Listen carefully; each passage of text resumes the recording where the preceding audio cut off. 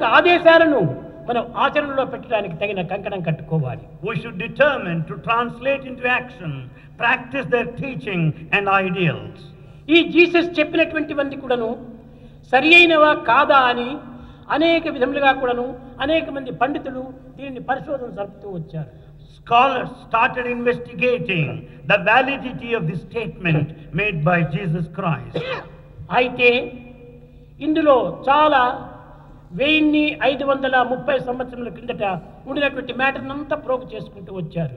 They collected all the matter that existed prior to 1530. ఇవి 530 లోపల ఒక ఇంగ్లాండ్ లోపల ప్రత్యేకమైనటువంటి ఒక బుక్ను రాశారు. All that was composed into one book there in England. దానిని పెద్దదిగా ఉంటే అందరూ కూడా చూడగలరని చాలా చిన్న బుక్కుగా చేసి రష్యన్స్ బ్లాక్ ఓషన్ దగ్గర ఒక పెద్ద బిల్డింగ్ పెట్టి దాంట్లో పెట్టారు. Russians made it into a small book and kept there near the Black Sea in safe custody. ఆ చిన్నదాని ఉండే సమస్తము ఇమిడి ఉంటుండాలి. In the tiny book, everything is written there. ఇది ఆ book. This is that book. This is the book. This is the book.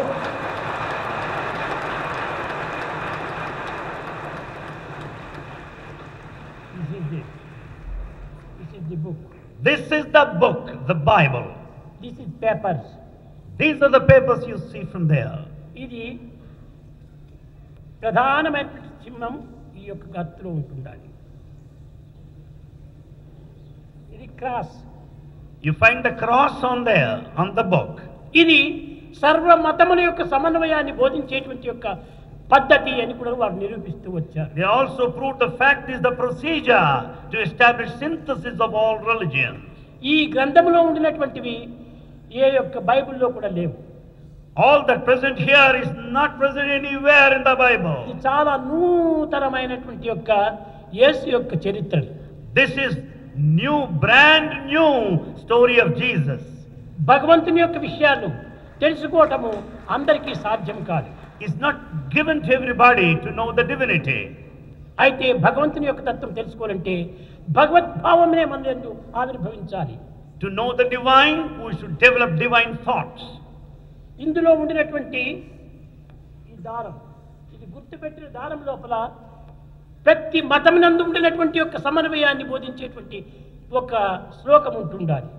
Here you find the bookmark thread there. Every thread has got the text of every religion. సర్వధర్మాం పరిత్యజ్య మాం ఏకం శరణం వ్రజ అహం త్వాం సర్వపాపేభ్యో మోక్షయిష్యామి మా శుచ అనేటువంటి భగవద్గీత యొక్క సారాన్ని ఈ యొక్క గుర్తు లోపల ఇమిడ్చి వచ్చారు. Most important sloka of Bhagavad Gita is right present here in the bookmark. అన్ని ధర్మముల యొక్క సారము ఒక్కటే. The essence of all religions is one. భగవంతునికి అర్పితము గావించడమే మానవుని యొక్క ప్రధానమైన కర్తవ్యము. Surrender is the main duty of everyone. Surrender అనగా తాను భగవంతుడు ఒక్కటే అనేటువంటి ఏకత్వానికి రావాలి. Surrender means the feeling of oneness. I and God are one. కారణం ఏమిటి? Why? నీ యందున్నదే నా యందు, నా యందున్నదే నీ యందు ఉన్నది. The reason is that the one present in you is దేహములు present in me. భిన్నమైనటువంటివి. Bodies are different. కేవలం ఒక విధమైనటువంటి యొక్క బెలూన్లు వంటివి. Bodies are like balloons. ఇవి కేవలం ఒక బల్బుల వంటివి. They are like bulbs. ఈ బల్బుల లోపల ఉండినటువంటి కరెంటు అంతా ఒక్కటే. The current passing through all these bulbs is one. Colours difference, There's difference in color. Voltages difference, Voltage differs. కానీ కరెంటు ఒక్కటే, ఆ దివ్యత్వం ఒక్కటే. The current, divinity is one. ఏకోహం బహుశ్యాం అది కూడా దీంట్లో ఉంది. This book contains that important dictum saying that one manifests into ఒక్క many. దైవమే సర్వుల యందు ఉంటున్నాడు. Only one God is present in everyone. ఈ ఉపాధి భేదమును పురస్కరించుకొని మీరు ఈ విధంగా కూడా కలహాలకు ముందంజ వేయకూడదు. Never follow the differences basing on the differences of the body.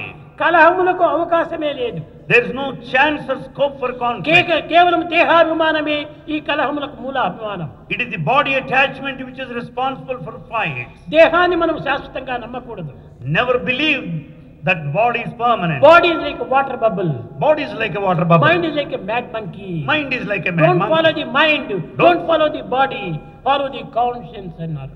Don't follow the mind. Don't follow the body. Follow the conscience. అది ఈ యొక్క గ్రంథం యొక్క ప్రధానమైన లక్ష్యము. That is the main principle of this text. కనుకనే మన కాన్షియన్స్ మనం ఫాలో చేస్తూ రావాలి. So we should follow our conscience. దీనిని భారతీయ సంస్కృతి యందు చిత్ అన్నారు. This in the culture of Bharat is called Chit. సత్ చిత్ ఆనందం. 3 aspects: Sat, Chit, ఈ Ananda. మూడు యొక్క తత్వములు మన యందే ఉంటున్నవి. All the 3 are within us.